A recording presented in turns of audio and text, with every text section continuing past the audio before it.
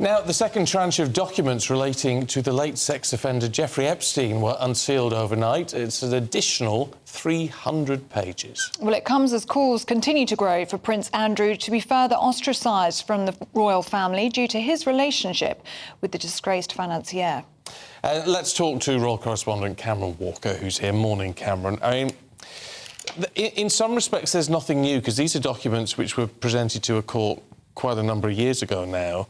However, this adds a tremendous amount of pressure not only on Prince Andrew, but presumably on the King as well, as to how to move this forward. Yeah, absolutely. And you just see a majority of the front pages this morning. Prince Andrew again splashed across them. Very uncomfortable for him, and by extension the King and the rest of the royal family. So what we found out overnight is that a Buckingham Palace defence of Prince Andrew, dating back from 2015, was actually used as part of this defamation case. So the whole reason all these documents are being released, it's all to do with the 2015 defamation case where Virginia Giuffre, who's Prince Andrew's sex accuser, of course Prince Andrew has always denied those allegations, but she was suing Ghislaine Maxwell. Now, she is the ex-girlfriend of convicted paedophile Jeffrey Epstein, and Maxwell accused Giuffre of lying about her allegations against Prince Andrew.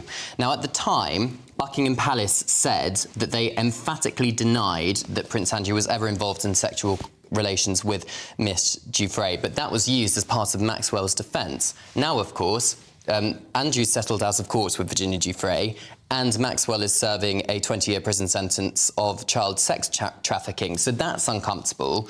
The second point I think that we need to make is that Ghislaine Maxwell claims that the Mail on Sunday journalist helped concoct, and that's a quote, the sex assault claims against Prince Andrew. Very serious allegation, something which, and the journalist in question was asked to perhaps testify in this court if it had gone to trial, this defamation case. And also that Virginia Giuffre was sex trafficked to Prince Andrew, as we already knew, and two of the world's most respected politicians. Now, those two politician names have been redacted and remain redacted, so it's all very uncomfortable. Yeah, it certainly is. I mean, for Prince Andrew, he was hoping that by settling out of court with Virginia Giuffre, that this would eventually go away and he'd be welcomed back into the royal fold. That looks less and less likely now, doesn't it? Especially now that we're seeing these documents out there in the world. And there are reports this morning that the King is feeling the pressure to evict him out of Royal Lodge. Yeah, I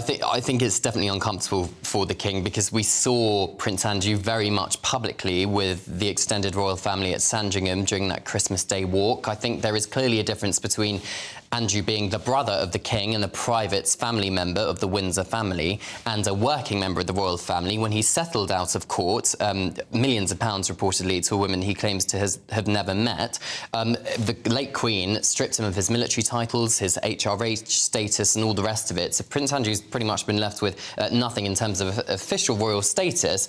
But clearly now, according to the Mail and a few other papers this morning, the King feels it could be time to act. The Mail's quote is, "It's crystallised the King's decision to perhaps evict him from Royal Lodge and move him to a smaller property." Royal Lodge is a 10-bedroom property on the Windsor Castle estate, so it's a pretty big property.